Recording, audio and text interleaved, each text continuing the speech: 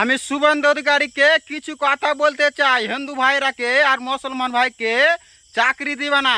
চাকরি যদি দিয়ে দাও তো পাটকে নিড়বে, ভুট্টাকে কাটবে। তার জন্য বলছি আম গালাকে প্যাকিং করবে।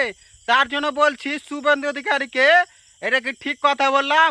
শুভেন্দু অধিকারী, তোমার কাছে আমার দুটাই খালি প্রশ্ন।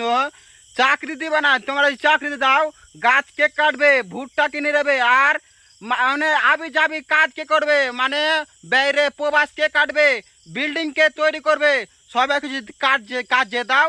তার জন্য বলছি শুভেন্দু অধিকারীকে বলছি, হিন্দু মুসলমানকে, মানে মুসলমানকে আর হিন্দু ভাইরাকে চাকরি দিবে না। যদি চাকরি দিয়ে দাও তো বুঝতে পারছো ঘাসও কাটবে না, আর গরু লেগে ঘাসও কাটবে না, আর বকরিও পুষবে না।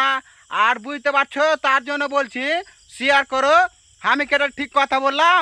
হিন্দু ভাইরা কেউ খারাপ কথা বলবো না, এটা কিন্তু ঠিক কথা বলেছি। ভিডিওটা শেয়ার করো, আর কেউ খারাপ কথা বলবো না। কমেন্ট বক্সে বুঝতে পারলা?